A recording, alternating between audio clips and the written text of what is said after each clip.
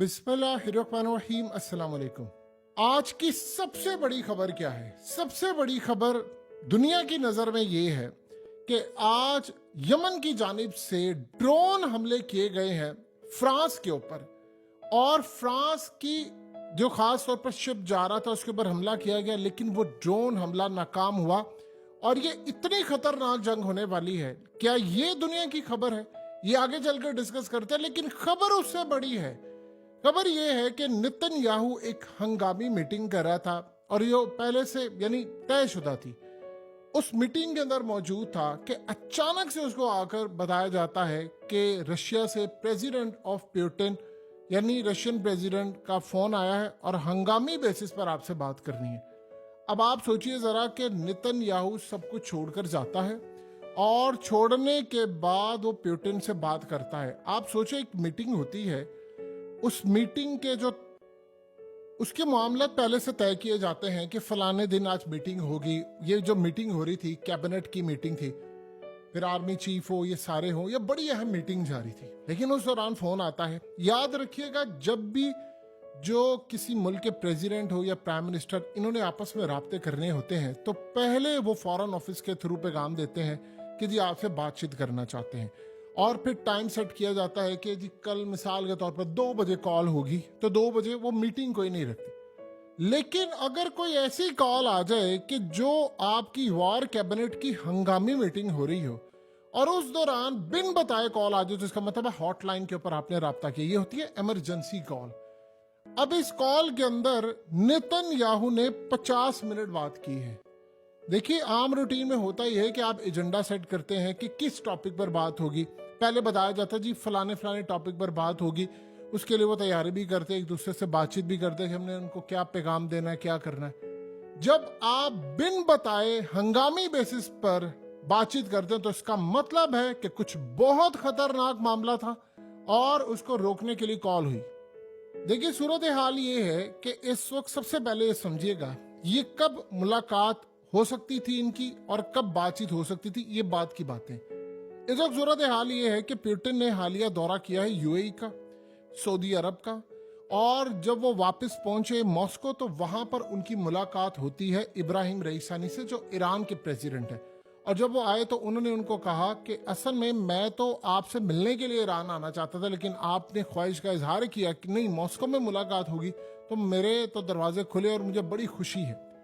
और वहां पर पहुंचकर उन्होंने ईरान के ड्रोन्स खरीदे और कहा हंगामी बेसिस पर चाहिए यूक्रेन के लिए। अब आप ये सोचें कि मिडिल ईस्ट का सारा दौरा किया है। दौरा करने के बाद ये जो कॉल हुई है, जो गालिबन इसके पीछे बैकग्राउंड है कि इजराइल बहुत कुछ खतरनाक करने वाला था, और रूस की इंटेलिजेंस एजेंसियों को इस बात का इदराक हो गया। इन्होंने कॉल की और पुतिन ने एक बड़ा क्लियर पैगाम दे दिया है, जो कि अब मीडिया के अंदर हर जगह पर चीजें डिस्कस हो रही हैं कि इस सूरत हाल के अंदर हालिया जो उन्होंने मिडिल ईस्ट का दौरा किया है, तो उन्होंने इजराइल को बड़ा क्लियर पैगाम दे दिया। देखिए, ऐसा नहीं होता कॉल करके आप कहे कि तन्नू मैं देख लांगा या मैं तुम्हें देख लूंगा, ये हो जाएगा। आप एक सॉफ्ट तरीके से पैगाम देते हैं कि देखिए मिडिल ईस्ट के अंदर आप जो कर रहे हैं वो जुल्म है, क्योंकि ऑलरेडी इजराइल इल्जाम लगा रहा है कि हमास को हथियार, एयर डिफेंस सिस्टम रूस प्रोवाइड कर रहा है, और उनके मीडिया पर भी ये बातचीत जारी है। रूस उसको डिनाई कर चुका है, और रूस के ऑफिशियल्स और उनके मीडिया पर इजराइल की शदीद मजम्मत जारी है। और बार बार पुतिन ये धमकी दे रहा है कि किसी सूरत फलस्तीन के बगैर हम ये खिता कबूल नहीं करेंगे, और अगर इजराइल ने किसी भी तर्ज पर फलस्तीन खाने की कोशिश की तो फिर हम किसी सूरत इसको कबूल नहीं करेंगे। जब आप ये बात कह रहे थे कि आप कबूल नहीं करेंगे, तो इसका मतलब आपने मिलिट्री एक्शन लेना है, और शाम के अंदर जो सूरत हाल है सब है। तो पुतिन ने ये बातचीत किया तो जाहिर सी बात है उसको पता है कि इसराइल को बड़ा काम करने वाला है। जिस तरह आज उन्होंने अमेरिका को वार्न कर दिया है कि अगर आप हुसियों के खिलाफ हमारा साथ नहीं देते तो हम खुद हमला करेंगे। अब जब इंटेलिजेंस एजेंसियों को पता है कि इसराइल कुछ करने वाला है, तो हॉटलाइन पर राब्ता हुआ है। हॉटलाइन पर इमरजेंसी की सूरत हाल में राब्ता होता है। राब्ता हुआ और वहां पर पैगाम दिया गया कि अगर आप खित्ते को डिस्टेबलाइज करेंगे या इस जंग को बढ़ाकर खित्ते में लेकर जाएंगे, तो ये आपके लिए बहुत ज्यादा नुकसान होगा। खित्ता भी डिस्टेबलाइज हो जाएगा और इसराइल को भी इसका खमियाजा भुगतना पड़ेगा। ये सॉफ्ट धमकी होती है। आप ये नहीं कहते कि तुम्हें देख लेंगे, आप ये कहते हैं कि अगर आपने खित्ते के अंदर लड़ाई करवाने की कोशिश की या आप एक कदम आगे बढ़कर जो करने जा रहे हैं, जो भी उनके इंटेलिजेंस मालूमात मिली है, आप जो ये काम करने के लिए जा रहे हैं, अगर आप ये कर गुजरे तो फिर आपको जो नुकसान उठाना पड़ेगा वो नाकाबिले बर्दाश्त होगा। और क्लियर पैगाम दे दिया गया है कि हम इस खित्ते के अंदर चाहते हैं कि पीस हो, बातचीत हो। पुतिन ये चाहते हैं कि सीज फायर हो जाए, ये लड़ाई खत्म हो जाए। और अगर ये लड़ाई बढ़ती है तो रशिया ने क्लियर पैगाम दे दिया है कि वो मिडिल ईस्ट की बैक पर खड़ा हुआ है। यानी एक बड़ा क्लियर पैगाम हो जाता है, क्योंकि जब इजराइल खड़ा हुआ था यूक्रेन के मामले के ऊपर तो उसने क्लियरली कह दिया था कि वो यूक्रेन की बैक पर खड़ा है। तो जब वो कहते तो आज पुतिन ने क्लियर पैगाम दे दिया कि अगर आप इस खित्ते के अंदर जंग करते हैं तो हमारे तो ईरान के साथ बड़े अच्छे ताल्लुकात हैं, हमारे यमन के साथ भी अच्छे ताल्लुकात हैं, तो मिडिल ईस्ट की बैक पर खड़े हैं। और उसको वार्न किया कि आप ये काम ना करना, आप अगर ये काम करेंगे तो सारी चीजें आपके हाथ से निकल जाएंगी, लिहाजा आप ये गलती ना करना।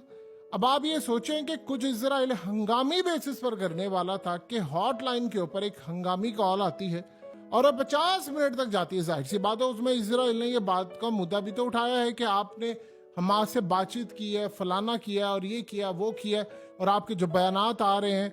और जो सबसे बढ़कर एक मजे की अजीबोगरीब बात है कि रूस के अंदर हालिया इजराइल के खिलाफ बड़े पैमाने पर एहतजाज हुआ, तो उसने कहा कि भाई आपके मुल्क में हमारे खिलाफ एहतजाज हो रहा है, और जिस रमजान कादरेव को आप लिए लिए फिरते हैं वो तो क्लियरली कह रहा है कि पुतिन के इशारे का इंतजार है और मैं जाऊंगा अपनी फौजें उतार दूंगा, यानी यरूशलेम के अंदर जाकर हम लड़ाई करेंगे।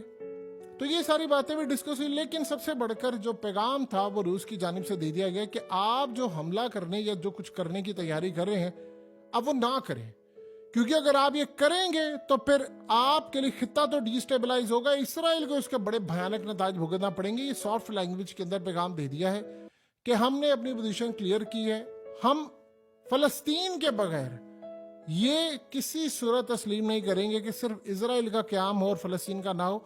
हम 2 स्टेट सोल्यूशन की तरफ जा रहे हैं और हम उसी को मानेंगे, और हम किसी सूरत इसराइल को तस्लीम नहीं करेंगे कि जब वहां फलस्तीन ना हो। फलस्तीन और इसराइल दोनों का कयाम हमें मंजूर है। और आप एक बात ज़हन में रखिएगा, 15 लाख 90 लाख आबादी है टोटल इसराइल के अंदर, उसमें से जो 15 लाख है वो रूसी है, उसके पास ड्यूअल नेशनैलिटी है उन लोगों के पास, वो चाहे उनके मजहब से ताल्लुक रखते हो, लेकिन 15 लाख लोग उनके पास रूस की भी नेशनैलिटी है, 15 लाख लोग उनके पास इसराइल की भी नेशनैलिटी, यानी दोहरी शहरियत है, वो दोनों ममालिक के सिटीजन हैं। तो ये बड़ा पैगाम दे दिया गया है कि अगर कल कोई मामला होता है तो रूस खड़ा हुआ है मिडिल ईस्ट की बैक पर, और हम किसी सूरत नहीं चाहते कि आप इस जंग को आगे लेकर जाएं। अगर आप लेकर गए तो फिर आपका बहुत ज्यादा नुकसान होगा। और हमने अपनी पोजीशन बड़ी वाज़ेह कर दी है, और मिडिल ईस्ट का उन्होंने मूड भी बता दिया है कि मिडिल ईस्ट का जो मूड है, लोगों का मूड है, खित्ते का मूड है, और मुस्लिम कंट्रीज का जो मूड है, वो बर्दाश्त नहीं करे कि आप गजा के ऊपर जिस तरह आपने 20-22 हजार लोग मार दिए हैं, ये जस्टिफाई नहीं करता किसी सूरत भी। आप इस सारे मामले पर अंदाजा कर लें कि नेतन्याहू को ये बात पता है कि पुतिन ने ऐलान किया हुआ है कि जो हमास ने हमला किया वो तारीख का सबसे ज्यादा पावरफुल इंटेलिजेंस बेस हमला था, जिसने इसराइल को मुकम्मल तौर पर चित कर दिया है। और साथ उन्होंने ये भी बात कही थी कि हमने इसको अपनी मिलिट्री अकेडमी में पढ़ाना है, और पढ़ा रहे हैं, उन्होंने कोर्स का हिस्सा बना लिया कि ताकि दुनिया को पता चले कि किस तरह दुनिया की चौथी बड़ी आर्मी फेल होती है, हम उन गलतियों से सीखें। ये सारी बातें पुतिन को पता है और ये सारी बातें नेतन्याहू को भी पता है।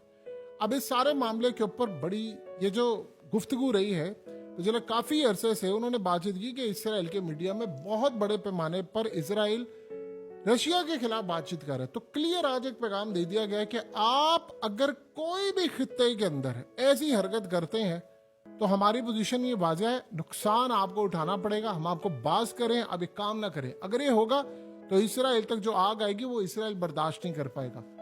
इसके बाद जो असल कहानी है वो ये है कि आज आप देखिए कि 2 हमले हुए हैं। फ्रांस की जो नेवी है उन्होंने कहा है कि 2 ड्रोन्स आए थे, हमने उन 2 के 2 ड्रोन्स को तबाह कर दिया है, और वो कह रहे हैं कि ये जो 2 ड्रोन्स थे इंटरसेप्ट हमने किया इसको, ये ड्रोन्स असल में आए थे यमन के। देखिए एक बात याद रखिएगा, जब आप किसी जगह लड़ाई कर रहे होते हैं तो जरूर